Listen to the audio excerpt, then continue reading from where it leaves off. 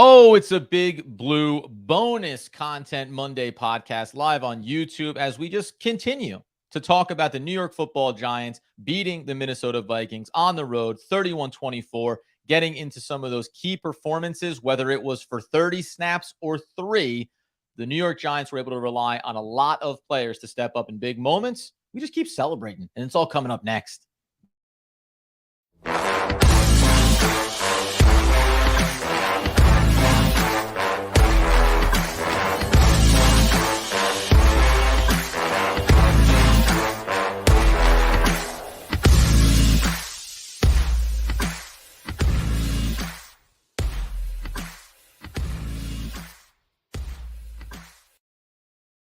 Yes, my friends, it's OGP. It's the One Giant podcast where we are your host, Adam Armbrecht and Andrew Makowitz. Before we even talk about who is wealthy, and who is wise, good sir, if I could take a moment just to say,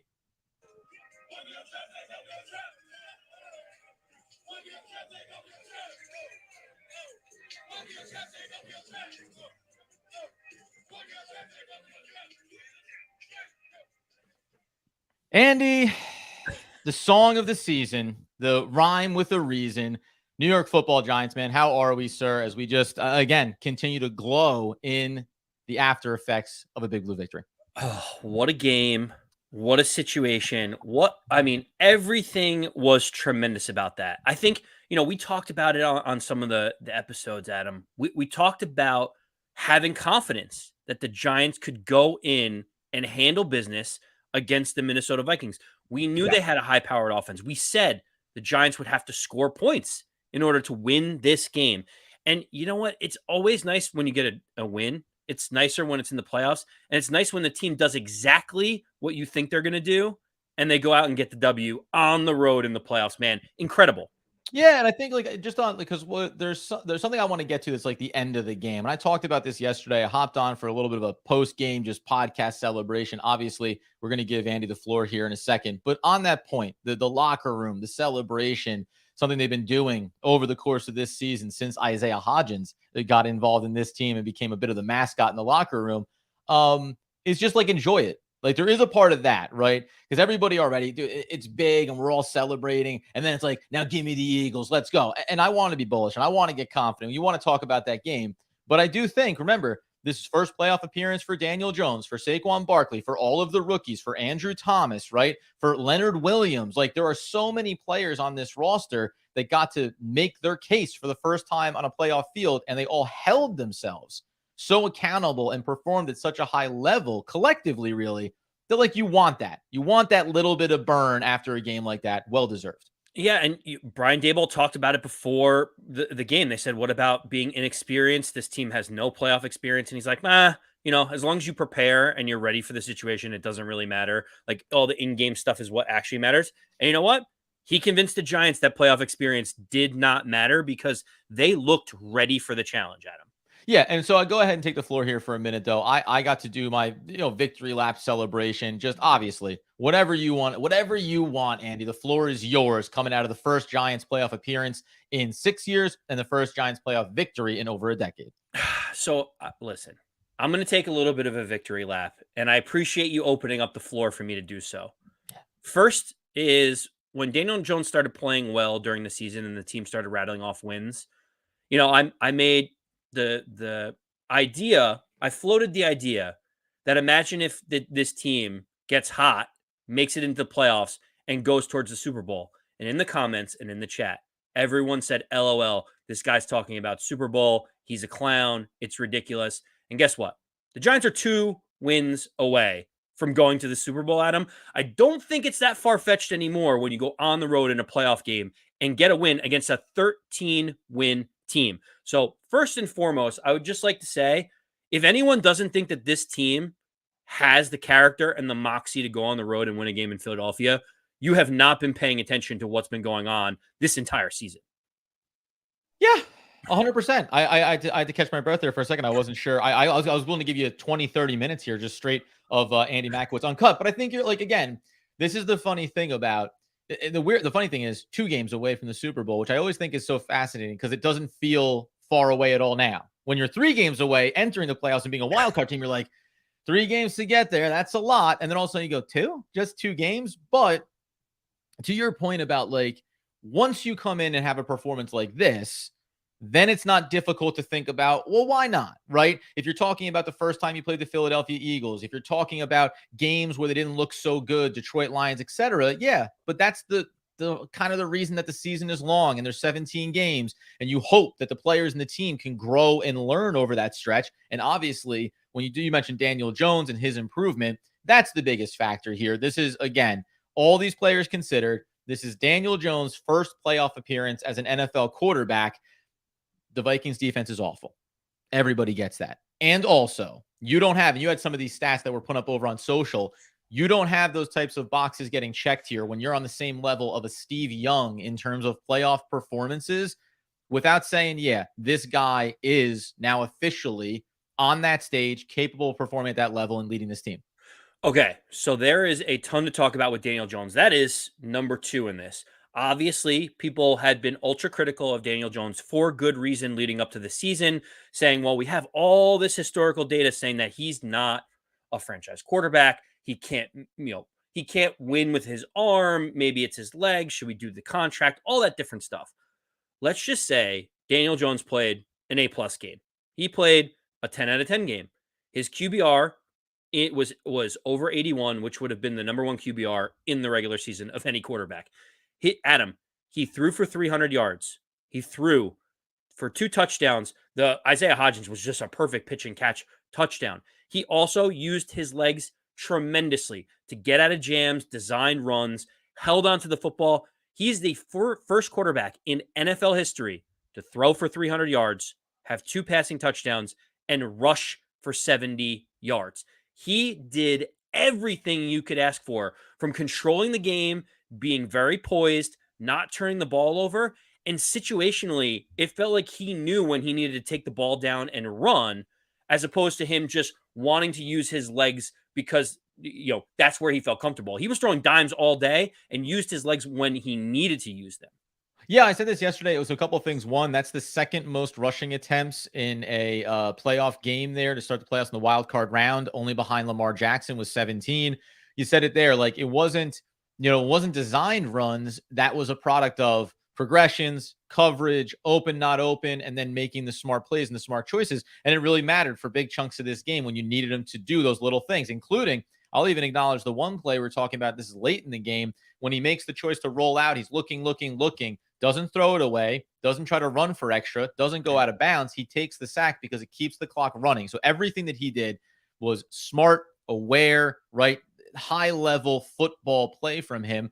And I was going to say the ironic thing in this game, just as a side note, is like you mentioned the 81.2 QBR. The only one that would have been higher in the regular season would have been Kirk Cousins, who had an 85.2 in this game. And it's just funny because I said this over on Twitter going into the game.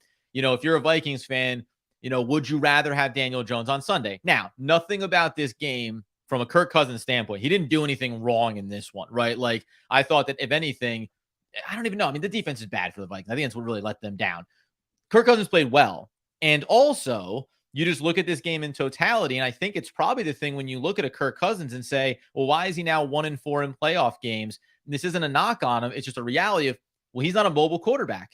And that's the difference. If you gave Kirk Cousins a little bit of legs, he could have survived a couple of plays. He could have extended. He could have run, could have escaped a couple of times. Instead, that's not a viable option for you. And likewise for Daniel Jones, it's what makes him dangerous in playoff football is, okay, I'm going to take what I can get here, and I have enough juice in these legs to go and change the dynamic of a series or a drive when I need to go do that. And that was no more was that evident than an 11-play, 20-yard, 85-yard, 11-minute, there we go, 11-minute, 20-play, 85-yard touchdown drive that was incredibly needed and very indicative of the things we saw throughout the year.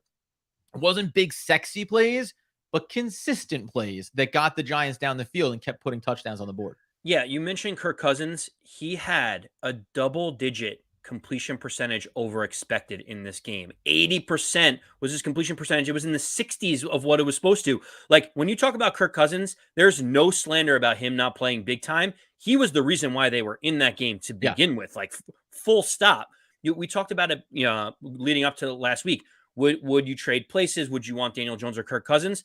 They both played excellent football games. You cannot lay any of this real blame at the feet of Kirk Cousins. And I think that's, he gets a lot of slander. I just wanted to say that Yeah. while Daniel Jones had a great game, he also played well. It was a great quarterback duel. And it felt like whichever defense was going to come up with the big stop was really going to be the difference maker in all of this. Well, and and there was there's a couple of things we want to get to here. It's gonna be a little bit of a looser episode. It may go up on the podcast feed or not. The post game one went up. You can go check that out. Obviously, we're gonna have some fun. If you have any questions or comments, feel free to jump in on it, Marty, early and often as he always is. I want you to kind of take the table here for a second. While I'm going to briefly step away and talk about Isaiah Hodgins, but just to the point of there's two things.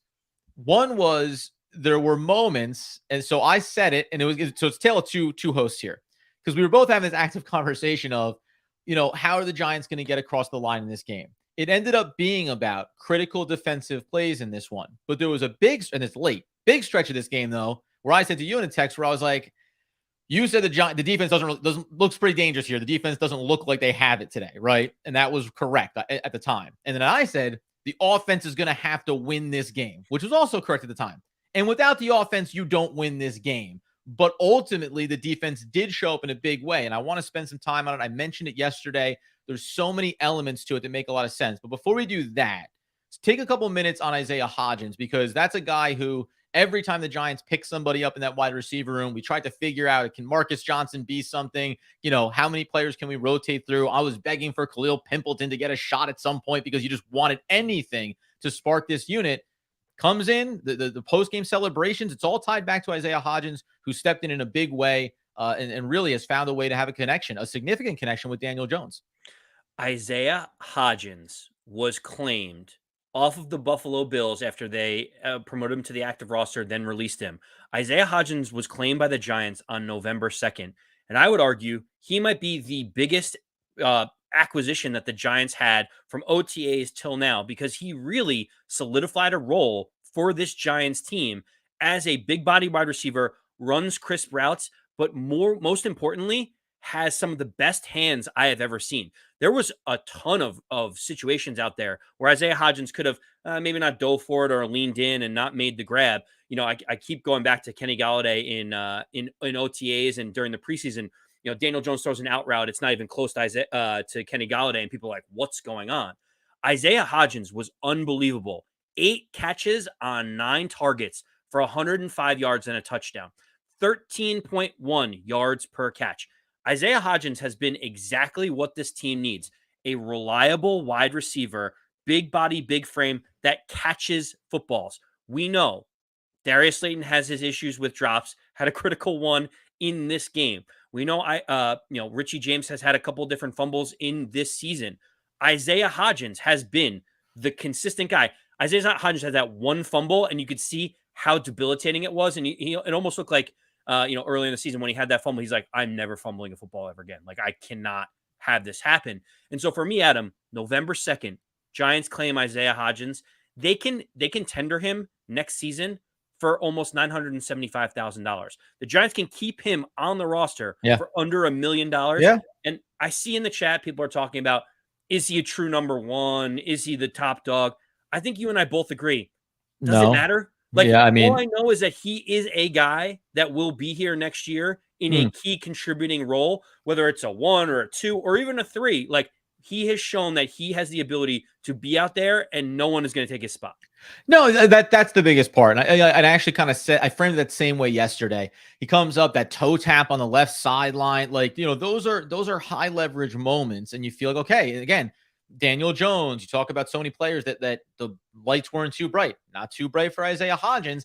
And do I care whether or not he's a 1, a 2, a 3? No. I think that if you wanted me to go as deep down the road, I'd say, hey, think about him lining up as the 3rd best wide receiver on this roster and creating real problems for opposing defenses and opening up opportunities for guys on the outside, for Bellinger underneath, for Saquon Barkley on the backfield, all these things, right? So you can envision it. And that's all that matters, is that this guy can be a high-level contributor. What I do think is interesting to think about, and I mean this as a think about this, but don't worry about it right now, is when you're on one of these kind of runs, there's a lot of things happening and a lot of players and a lot of moments you don't know what it's going to look like next year, right? Like you don't know. And I think that's, again, I'll go back to the top of like why you should celebrate the wins if you're the team and the players and the fan base. Enjoy the ride because you don't know when it ends. We don't know what's going to happen next week, and we don't know what's going to happen over this offseason. So like just sit back and enjoy it. And you know, all these guys, and I expect Hodgins very much to be a part of this team next year,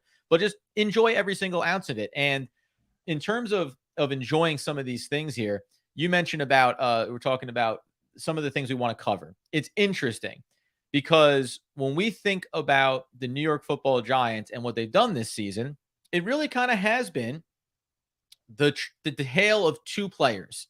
Start of the year, it's Daniel Jones and looking for incremental success, showing the growth, getting better, learning the system. And he slowly, incrementally did that.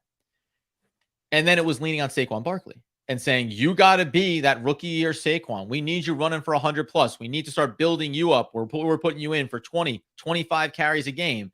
And then there's the shoulder injury, and you start to balance a little bit, and Daniel Jones gets a little more comfortable. This game only, I'm saying in quotes, it only had 9 carries from Saquon Barkley. It also had 5 catches, from Saquon Barkley. Still gave you over 100 all-purpose yards.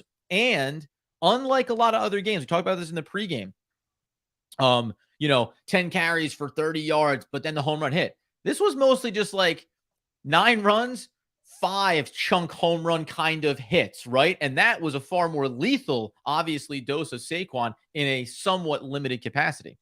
Okay, so Saquon Barkley was awesome. Saquon Barkley was electric. Some people I saw on Twitter during the middle of the game were like, we need to get him more touches. We got to get him more actively involved. How can he only have 10 touches at this point? I am going to give serious credit to Mike Kafka for how he ended up deciding to scheme and call that game. Because, Adam, what they realized was the Giants could be most effective in the passing game. We had talked about how Daniel Jones was going to be the most important player. The Giants decided, we're not just going to force the ball into the offense and defensive line with Saquon Barkley and put ourselves in bad situations. We're going to use him like a game-changing player, like a Christian McCaffrey, like someone else, where it's not, let's not give him the ball 35 times like he's Derrick Henry and run him into the line. It was get him in space to make explosive plays. You mentioned 14 touches, having over 100 total yards is exactly how you want to draw it up with the Giants. And knowing the secondary was so weak, they were getting Saquon Barkley on the outside in one-on-one matchups, which is far better for everyone involved. And so kudos for putting Saquon in a spot where he could be successful, as opposed to saying, well, he's our featured franchise running back. We got to run it up the middle 30 times to control the run game, which would have been completely foolish, seeing how Daniel Jones was able to move the ball down the field. Yeah, 100%. Again, balanced. And you mentioned Mike Kafka because it's funny. So just shout out to James here who's, talking about, because this was, by the way, if you're on YouTube, I said dangerous team with a question mark, because it's just, hey, like, how much fear do you think you strike into the opposition? The Philadelphia Eagles coming up on Saturday night, be a little Saturday night special for us. But James said, I'm curious to see what this staff can do against a true conference champion when both teams are at full strength. Now, the interesting part about that is Jalen Hurts going to be at full strength? And we're going to talk about this during the week, and we're going to really look at Philadelphia. But it is fascinating. Now, and this is the contrast here, because you are going to see a team that's a high-level defense. They have a lot of talented players. This isn't the Minnesota Vikings defense you're going to be taking on. So things could look different. But I think that what Mike Kafka showed in this game, we'll talk about Wink Martindale here too. I think what Kafka showed was kind of what we've been like itching for. We were waiting for it. It's like, when are you going to show more of the playbook? And we said this, I think a couple episodes ago, where I was like, maybe it was just that once you got to the point where you knew the playoffs were very much in play, in reach, and the team was playing well, that you kind of got to say, well, now we don't need to overexpose our offensive game plan, overexpose some of those new wrinkles. And that's what I actually think makes them a dangerous playoff team, is there's probably 15%, maybe more, of a playbook that they never really exposed. And you saw a ton of this in the use of Matt Breida in this playoff game. He only had that one very big moment, which was absolutely critical, where he broke 2 tackles and then also took a defender with him to pick up that critical first down play after they had run a ton of jet sweep motions with him where he wasn't seeing the ball, but they were running him opposite direction of the way Saquon was going to go on a handoff, the way the passing play was going to go. That's things that we talked about. And we talked about during the season. It was just like, just show me Matt Breida to make the defense have to guess and adjust. They didn't do a lot of it during the year. And then all of a sudden this game, you're like, yeah, there it is. And if you're the Vikings defense, you're thinking, oh, shoot, is this the wrinkle? Is Matt Breida all of a sudden going to be a 5 or 6 catch guy in this game and really be disruptive? So it pulls linebackers the wrong direction sometimes. They don't drop back in coverage as readily as they might want to when they know it's going to be a pass play. I thought that was one of those really big wrinkles when we talk about things you can't see coming on film because it doesn't exist on film. Yeah, that was an interesting one. Obviously, Breida with that jet sweep, what a tremendous play. Like everybody that was a complimentary role player in this game did their job effectively. You mentioned Matt Breida picking up that critical first down. You talk about Cordell Flott. He only played a handful of snaps, but that third down on the last possession bats the ball away to make sure it's still 3rd and long. Every single player that came in and they asked them to do one job or do something effectively did exactly what they needed to do, which is incredible. And I honestly believe, and I truly believe this, that Kafka looked and said, the game plan is that their secondary is so weak, we have to exploit it to open up holes for Saquon Barkley.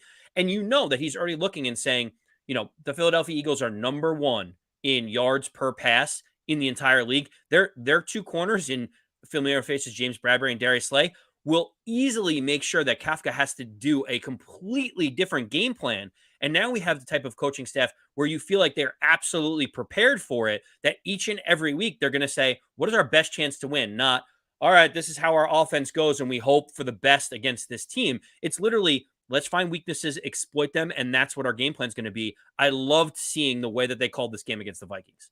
Yeah, and let's flip it over to that defensive side of the ball. Things are going to have to do differently from both angles here. But late in this one, you mentioned it. Again, if we just want to have a good time about it. All season long, what this coaching staff was trying to accomplish, right? And you and I talked about this specifically around a guy like Dane Belton, who we were very excited about, very bullish on, had some injury setbacks over the course of the season. But he got in there. He saw reps. Cordell Flott less throughout the year, but he got in there. He saw reps. So all of a sudden, because I thought what was really interesting was a couple of things. One, everybody was talking about this. You, me, every single Giants fan was Justin Jefferson. How is Adoree Jackson going to hold up in that, et cetera? And I think it was correct and accurate. And I thought that Adoree Jackson did a very solid job. Also, when you watch some of the key plays in this game, some of the sequences, especially in the second half, you saw a lot of instances where the linebackers fading away a little bit as Jefferson comes off the line. Now, he goes back into his traditional role, watching the running back out of the backfield, but it gives you 3 or 5 yards where he's helping. Then, as it gets passed off to Adoree Jackson, he's in man coverage, but maybe you get a little bit of a safety, kind of shading over. You make those first 7 to 10 yards really unique and difficult for Kirk Cousins to go to his main weapon. And I thought that it was, frankly, it was dumb on all of our parts to come out of that last game, the last matchup with Minnesota, and say, well, you really can't let Hockenson, beat you up the way he did, 10 catch, blah, blah. No, when you really think about it, and this is always where the proof on the back end is easy, is this is a player and a tight end that isn't going to burn you for a 65-yard dart over the top and take it to the house. Justin Jefferson is going to do that. And the mentality of this defense all year long has been, try to get pressure. We're going to blitz a lot. We're underneath Wink Martindale, but never give up the monster play. Never give up what feels like a back-breaking moment. And they had a couple of them this season, but they tried to avoid them at all costs. That's what they avoided in this game. Kirk Cousins was successful. They moved the ball a lot. Hockenson had a massive day, but the home run hits weren't there. They weren't there. And frankly, we talked about this all season too. I think they did a little bit of a favor again, where they did not get Dalvin Cook as heavily involved as they probably should have. Teams have done this all year with the Giants. They look at the secondary. They say, well, you have a number 1 corner, but what else? Some of the parts, that's what else. And it seems like teams are just constantly willing to go back into that well and not overexpose an area that the Giants have struggled in against the run. Yeah, Dalvin Cook, 15 rushes for 60 yards. He was averaging 4 yards a clip.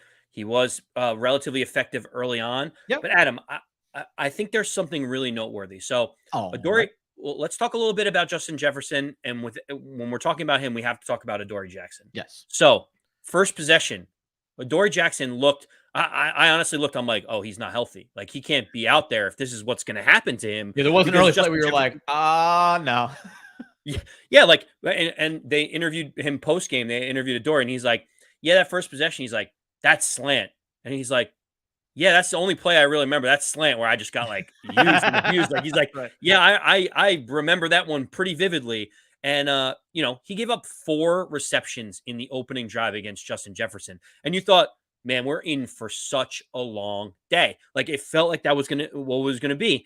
And Adore mentioned it. He said, I needed to get my feet underneath me. I need to get settled. First time back in 7 games. Like, Yeah. I'm going Remember, up they didn't against bring him hard. back. They didn't bring him back. No, they held him out, but he was like, I needed to get my feet underneath me. Obviously, it's a tough challenge going up against one of the best, if not the best, wide receiver in the game right now, in Justin Jefferson.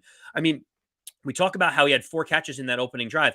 They held him to 7 catches the rest of the game for under 25 yards. Like, every time Justin Jefferson was catching something, it was of little consequence to the Giants. You mentioned TJ Hawkinson.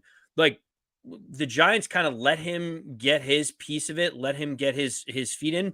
But you articulated it perfectly, Adam. We can't have these over the top shots for big time touchdowns.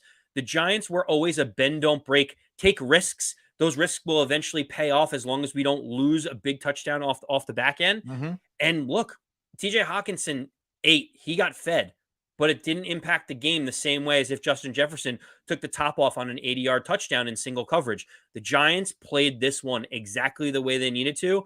And shout out to Adoree Jackson. The biggest thing I will say about Adoree Jackson is the pass rush for the New York Giants got 0 sacks against Kirk Cousins in the game. And when you think about that, that means that those cornerbacks are sitting there with Kirk Cousins having ample amount of time to get it to arguably the best wide receiver in the league. So for me, you got to give them credit. I kept saying we can't sustain this, but at the same time, we weren't getting any pressure. So that secondary really did as good as they possibly could do, knowing that we weren't getting to Kirk today or yesterday. Yeah. And that was a big part of it too, right? So we know Azeez Ojulari goes out in this game. That's really disappointing. He hasn't had any problems coming out of the draft. There was some injury concerns around the knee. That's why he dropped. The Giants were able to go get him. When he's on the field, he's electric. He hasn't been able to be on the field. It puts it in real cloudy waters. And that was disappointing from the standpoint of thinking you finally get this opportunity to see Azeez and to see Thibodeaux and Dexter Lawrence and Leonard Williams, right? And have some of these opportunities to really be disruptive. And we talked about that from the previous game where it felt like between these two teams, that is, where it was like, hey, a lot of hurries, a lot of pressures, a lot of big opportunities. Now, the Giants did have 11 QB hits in this game, and this is one of those instances with 5 tackles for a loss and 3 pass deflections, no sacks, as you mentioned.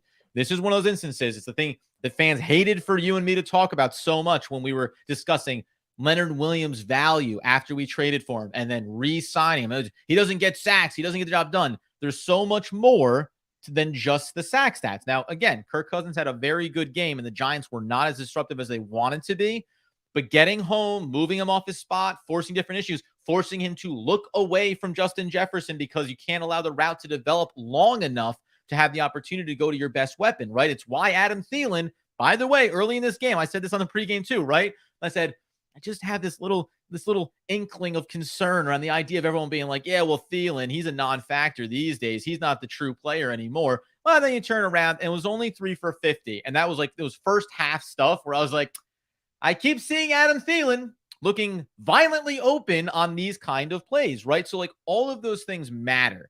And I think it was important that the pressure still got there enough. And then again, the closing sequence here that I want to get to in a second, but let's just turn the corner here for a second because I want to make sure that this live and jump in and cut me off with whatever you want, Andy. Well, the one thing I wanted to say before we switch gears is on that defensive side of the ball, while we did not get any sacks and that would have been the game changers, it was kind of why we couldn't get off the field. Like have that one sack that pushes them back 15 yards to make a tough decision on like what they need to do. I will say Dexter Lawrence once again shows that he is a game wrecker at the defensive tackle position. He is literally a game wrecker. He has 20 more pressures when he's playing the 0, like over the center, than any other defensive tackle in the NFL. Like his ability to create pressure, just bull rushing up front, is something that no other team can say that they have. Obviously, you have guys like Aaron Donald that can rush the passer, but Dexter Lawrence was key in order to pushing guys back, getting at least something for Kirk Cousins to think about as he sees his center getting driven back into his face. There was plenty of times while he didn't get home that he disrupted the play enough where you're like, man, Dexter Lawrence really is that dude. And a lot of it too, you're right, because a lot of it is we talked about their struggles against the run game, but sometimes when you're looking to pass and you're seeing the way Dexter Lawrence is being disruptive in the middle of the field, excuse me, I think it does give you reservation around turning over to the other thing. And by the way, Cook, who's a dynamic playmaker for them offensively, he's not necessarily, hey, like, let's pound this rock, right? You want him out in space. So I think you do get these kind of difficult decision-making process for an opposing defense around, well, if we can get to the edges, okay. But then you start to rely on the secondary to close those gaps. You start to rely on the Xavier McKinneys of the world, this is what I want to get to here, is we've talked about Adoree Jackson, how much different this defense looks with Xavier McKinney back there. But since we have this up here, James in the chat, do you guys think about the bend don't break strategy could work on Philly, or do they have too many weapons in the Giants?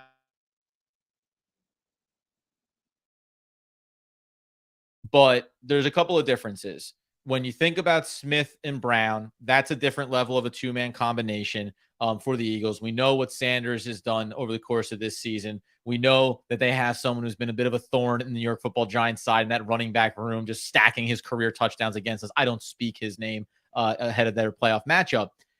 I think it's interesting because if the one thing you can glean out of this game was the Giants tried to bring that pressure. They tried to be disruptive. Wink still leaned into being the most blitz-heavy defense in the NFL, and they can get exposed by that. So, again, to me, it was so much just about, I'm going to try a little something. I'm going to switch to something different. I'm going to go over here. I'm going to push over there. I'm going to keep tweaking. All the coaches did that throughout this game against Minnesota. Little tweaks and little changes, and it culminated to me. You mentioned that final possession. Third down swat away from Cordell Flott. Played a handful, three reps in this entire game. They make the choice to take Xavier McKinney, and this is why it's so critical that he was back. They put him down on TJ Hawkinson, where he has to be the man that gets that stop, or there's a chance that he gets that first down. Being able to do that is predicated on knowing that they put Dane Belton in there. Think about this. On a couple of the biggest plays in their playoff game, playoff lives on the line, they go with rookie Cordell Flott. They go with rookie Dane Belton for key sequences to say, how do we put our most athletic, talented players on the field and live with those results when you're trying to cover some of these wide receivers out there? I thought that was a bold move by Wink. I thought it spoke back to getting those reps throughout the year. And again, it puts in the minds of the Eagles, if we want to look forward, of just, you don't know. Cordell Flott is lean, but he's long and he's quick enough. So you don't know. They may throw him out for key sequences, and it changes the way you approach attacking this defense. It makes them a very mysterious team, mostly because they don't have pure high-level talent across the board, but it still makes them dangerous in that way. Well, we talked about the offensive side of the ball. It's like, how are they going to beat you? Mike Kafka schemes it up, figures out what your weakness is, and tries to exploit it. I mean, the Giants' defense isn't as potent enough, especially in the linebacking position, to sit back and say, this is our base defense. We will dictate exactly what we're going to do, and you have to deal with us. It's almost like knowing that we are having deficiencies in some of these different areas. The Giants are going to just have to mix things up and give someone like Jalen Hurts, when we move over to the Eagles, different looks. It could be all-out blitzes to get the ball out of his hand. It could be spying him to make sure that he doesn't use his legs. There's a whole host of ways that they're going to have to be able to do this. I think it's going to be more confusion when we talk about the Eagles rather than, this is our scheme, can you beat us against what we do? I think you're going to see even more looks against the Eagles because the Giants need to give them things to think about rather than just lining up and saying, our best versus your best, what do you got?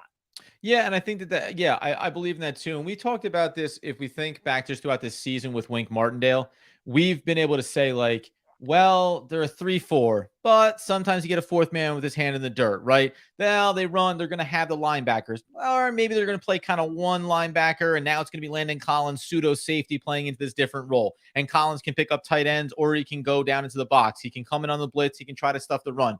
All of these things make them at least hard to predict about what they're going to do. And I think, again, if you have a true number one, a true number two cornerback, and you have, elite edge rushers that are on the field consistently, you don't have to be as adaptable and creative around it. But thankfully, Wink Martindale has shown that. Let's can we go super high level here for a second, Andy? Talk What to are me. the chances that Wink Martindale and Mike Kafka are both head coaches somewhere else after this season? Because I tell you the one thing, after all the good vibes and whatever, this is like this morning, drinking my coffee, I go, if there's a downside to winning a playoff game, it's putting these guys on a stage. And to me, like Kafka in a really big way, because it's kind of, methodical all year long, incremental, blah, blah, blah.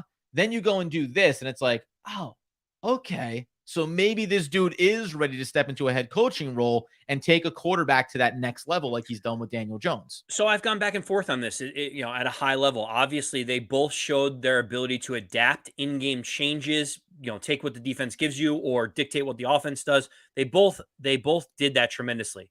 Obviously, Kafka already has certain things where he is interviewing for the Carolina Panthers job. He's interviewing for the Houston Texans job. On the Kafka side, I'm interested if he's like, I don't know, I'm kind of a hot name. If Daniel Jones performs well again next year, maybe there's some better jobs out there than the Houston Texans job. Like that seems radioactive to me. Carolina doesn't have a quarterback, doesn't have a running back. How many pieces does Carolina have? Do I want to go there with an impatient owner and get canned in 2 years? I think on the Kafka side, because he's a little younger, he might say, let me give this another coaching cycle, and then I can pick and choose the job that I want. On the defensive side, Wink Martindale has been wanting to be a head coach for quite a while. He is showing that he can take people like Jared Davis off the street. He can take Fabian Moreau. He can take Landon Collins, and he can work and mold these guys into something substantial for the defense to be able to do it.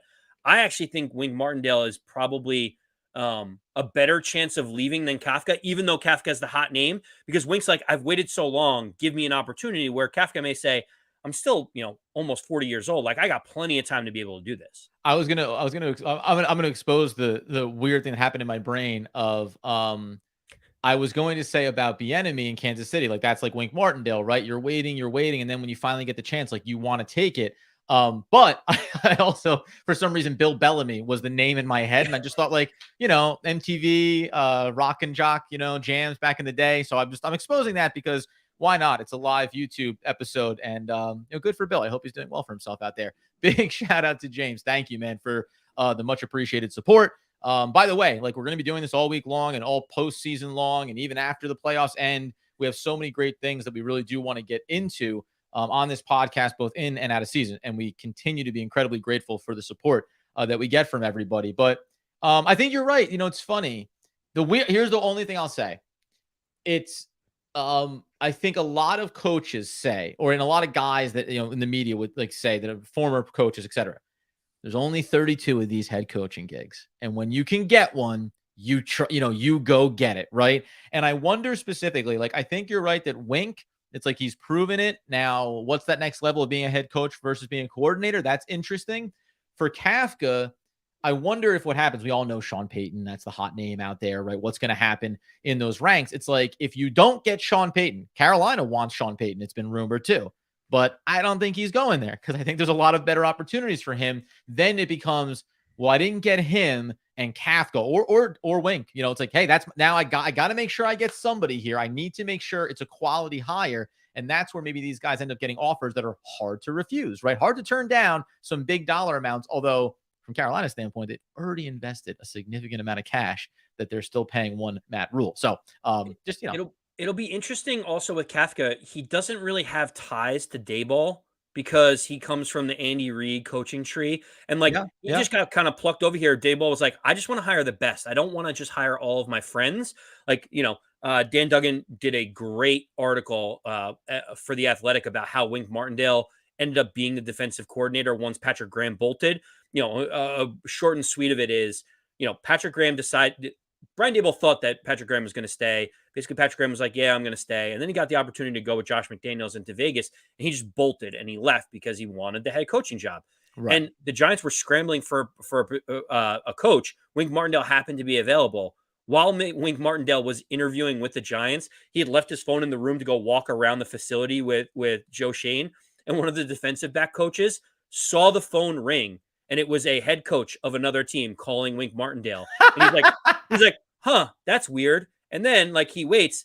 Then it was another team's general manager 20 minutes later calling Wink Martindale's phone again. And the defensive back coach went to Shane and Daboll was like, while you were interviewing him, if he walks out of here, he's going to take one of those other jobs. And that's how they got Wink Martindale in this whole thing. So it's tremendous to think that Daboll put this staff together, not with all of the people that he knew and just something that was like a nice warm blanket. He was like, I want a guy that wreaks havoc on defense. I want a creative play caller so I can hand him the play calling duties so I can be the head coach of this football team. And man, that triangle of those three guys with Joe Shane at the top is unbelievable. Something else I want to talk about that I didn't discuss yesterday. I just thought in a really hilarious way that the idea of like, so say you're Wink Martindale's agent. Right, What you're like change the name on the phone and just start calling.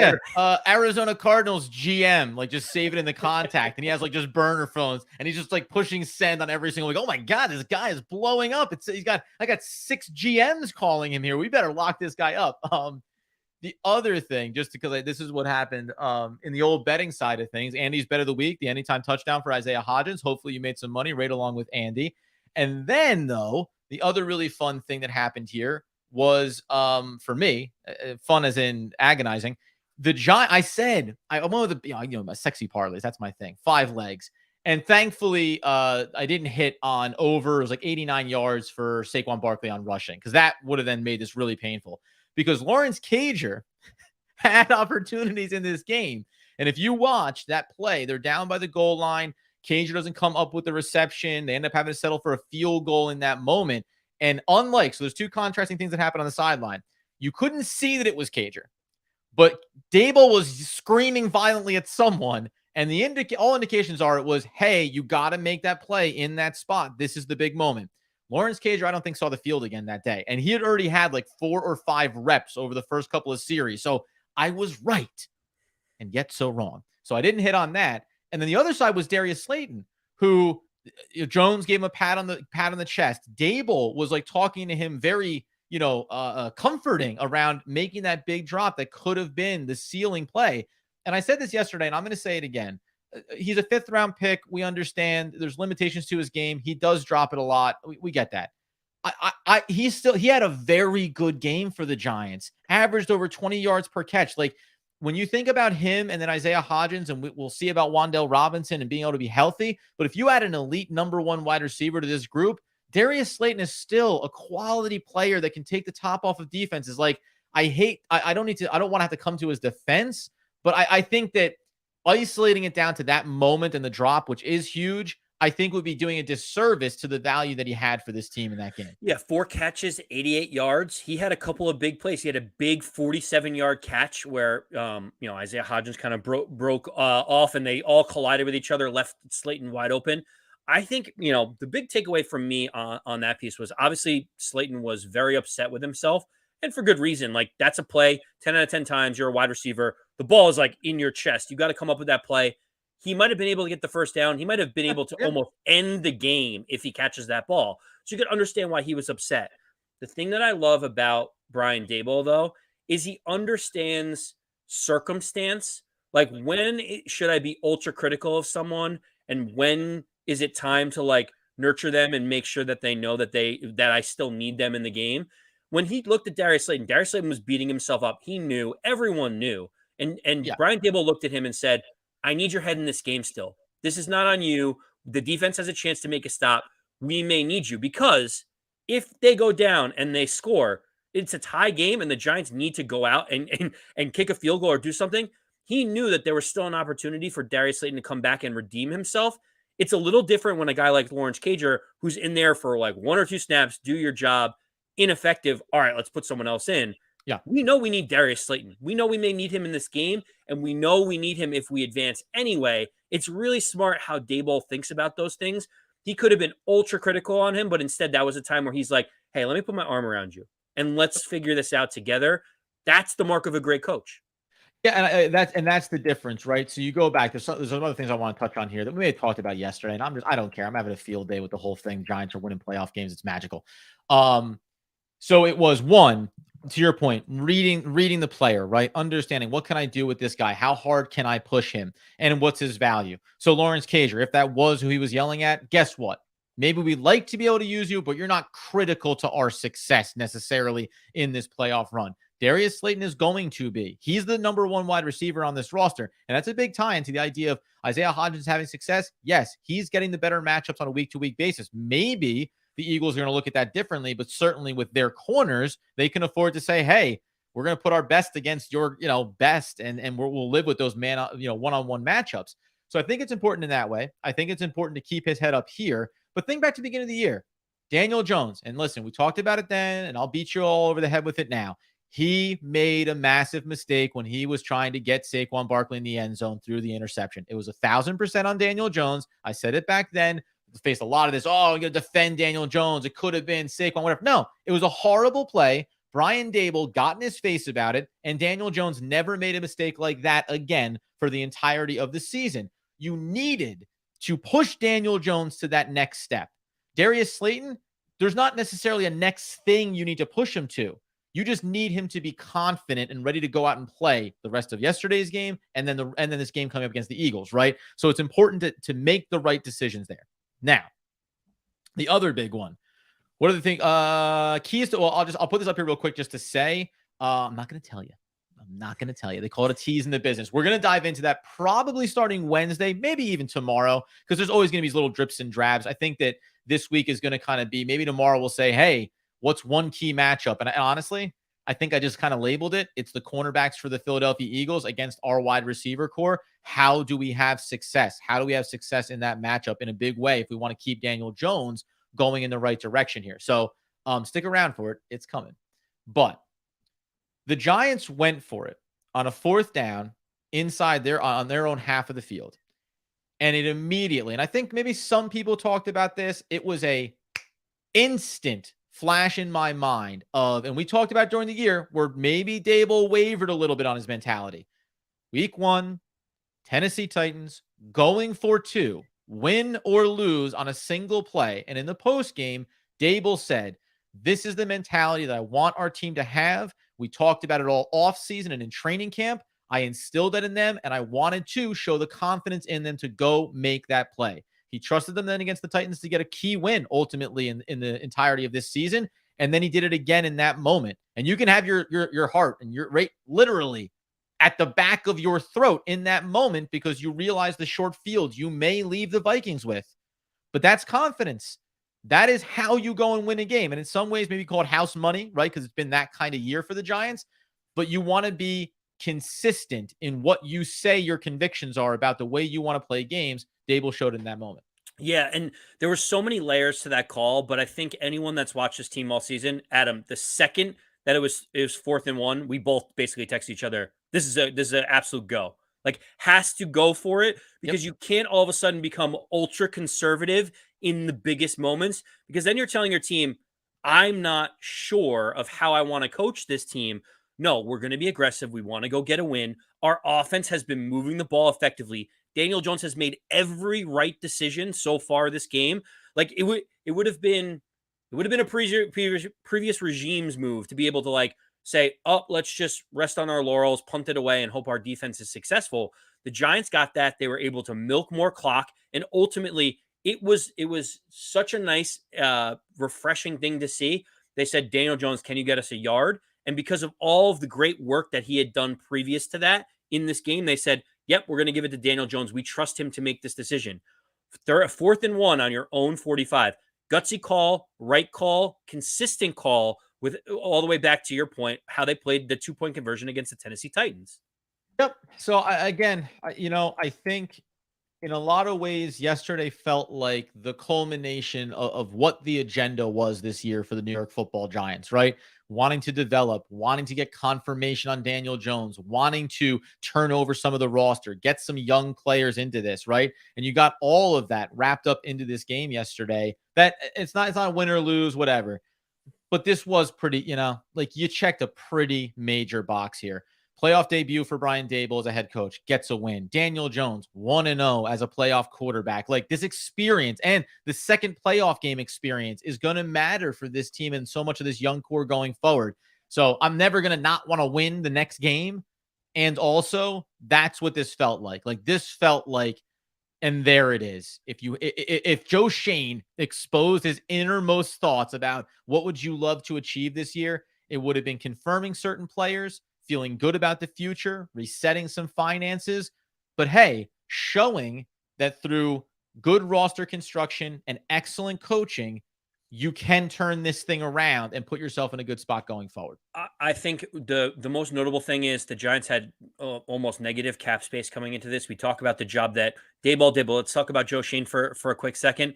Adam, he signed 2 free agents to multi-year deals.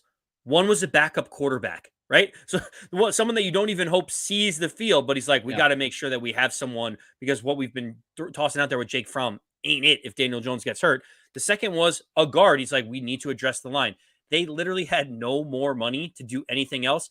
In fact, they had to get rid of one of their best cornerbacks in James Bradbury. They released Logan Ryan to try to go young. They had to let Jabril Peppers walk in free agency. They literally couldn't have enough money to be able to sign some of their own players back. They had to beg guys like Blake Martinez to take a pay cut, Sterling Shepard to take a pay cut. He had to do all of these things with no funds and say, let's put a competitive team out there. And Adam, I think you hit the nail on the head.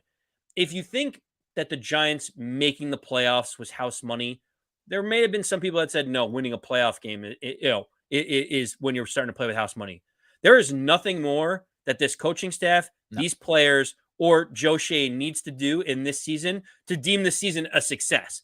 That doesn't mean that we don't want to go out and mess around and just win this whole thing. Right. But it just says the Giants are certainly playing with house money, and that is a scary team to go up against when they literally have nothing to lose anymore.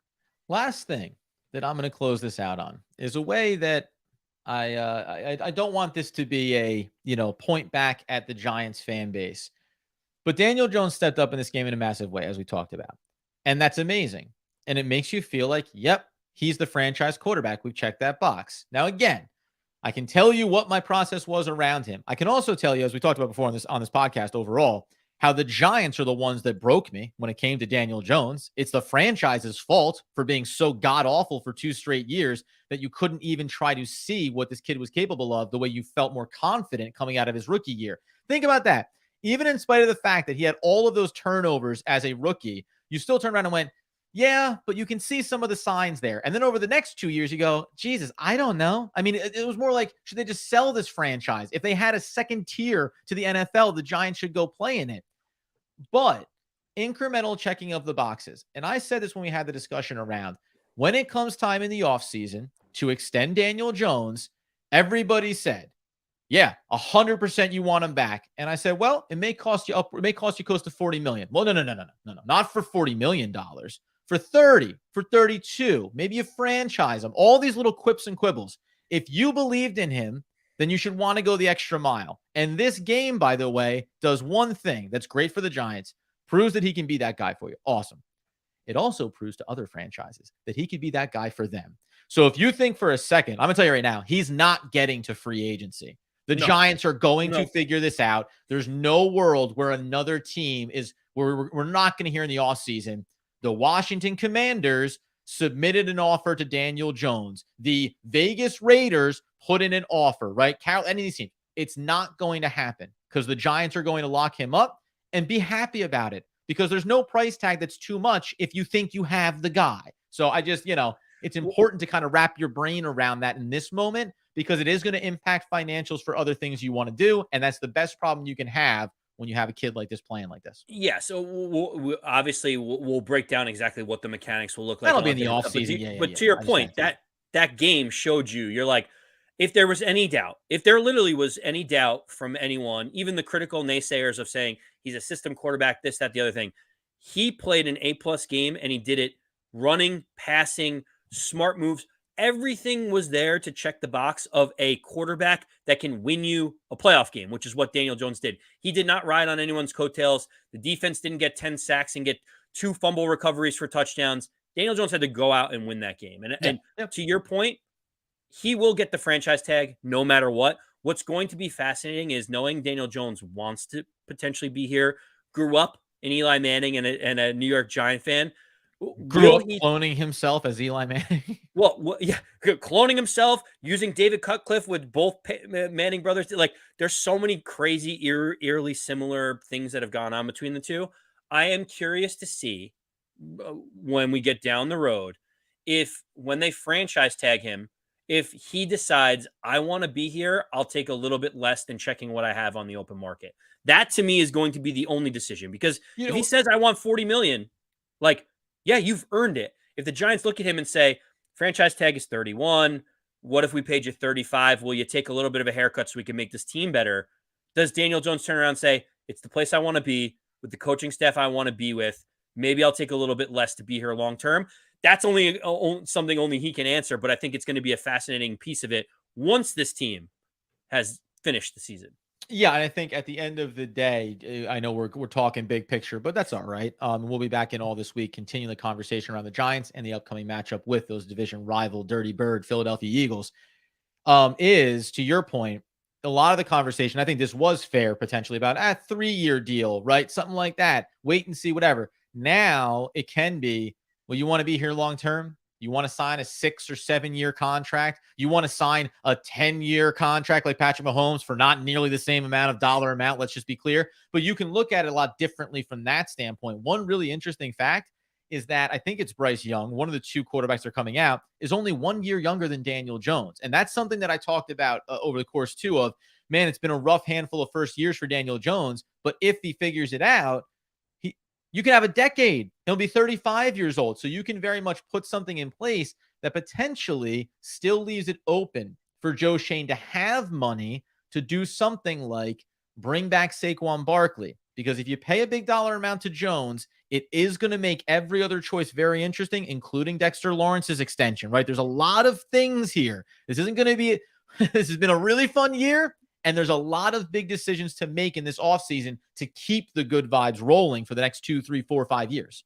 2 side notes about, at the end of the day, some house cleaning stuff. Yeah. I saw James was talking about Aziz having a lot of injuries, want to give him the benefit of the doubt. Update on Aziz's injury. It looks like he actually had a knee to the quad and he tried to stretch it out, but it was a contusion that was like not really doing things well for him. The idea is it's actually encouraging for the Giants, because a contusion, maybe you ice it, massage it, maybe you can get back out there. If it was a strain or a fracture of a bone, you're probably looking at him not being able to play. Encouraging. The other thing I'll say is Isaiah Hodgins got that weird ankle injury designation midway through like Saturday, and everyone was like, what just happened? They showed a photo of his ankle after the game, and it was purple and blue from his pinky toe all the way up to the middle of his ankle. That guy caught 8 catches on 9 targets for 100 yards and a touchdown with on one leg. And he wrote, sorry, everyone. I was a little bit slow out there today because I couldn't really move. And he like sent the picture. I mean, kudos to this team. Hopefully both of them can come back healthy, because we're going to need Azeez Ojulari, and we're certainly going to need Isaiah Hodgins come Saturday night against Philadelphia. You better believe it, man. Get us over on YouTube. Get us on the podcast feed. Like I said, man, this has been such a great year for us. We've had a ton of fun doing the show. It continues to grow. I didn't realize it was 4 seasons in at one point along the journey. I realized how long Andy and I have been doing this. This is our first reward while doing the podcast of this team actually being in the playoffs, actually having a winning record. So it's been a lot of firsts, not just for the Giants, but for the podcast as well. So get over to YouTube and follow us, subscribe, share it. Get over to the podcast feed as well. On tomorrow's episode, we're going to talk about a great partnership that you may have seen over in the community section on our YouTube channel. You can see it's called Sweeps Sports Raffle. It's like a really free app to enter into. Real money gets thrown up. You kind of get this nice little lottery ticket. We're going to set another one of those up for the upcoming game now that the Giants are continuing on in their playoff journey. So be a part of that, man. This is one of the things too. The next phase is like finding fun ways to like get fans some money, because I like to do that. I think it's a good time, even if I'm not winning money on some of my bets while Andy's doing his thing. Wait, Adam, did you say it's free and you just win cash? Is that what you said? Is that what you said? Exactly. I just want to make sure that was clear, right? Yep. Free to be a part of it and real money out the other side. And then by the way, a little peek behind the curtain, we have learned through some trial and error about the good ways to go to help get some opportunities for the fans to have some fun, and some of the bad ways to go. So this is one of those really good opportunities that we're excited about. So be a part of that. Check it out in the community, and we'll reiterate it during this week. But other than that, my friends, Until next time, gosh, man, I'm going to go take a nap. Woo. As Andrew Makowitz would want, need, and nay for the New York football playoff giants, demand the people know. As always, let's go Big Blue.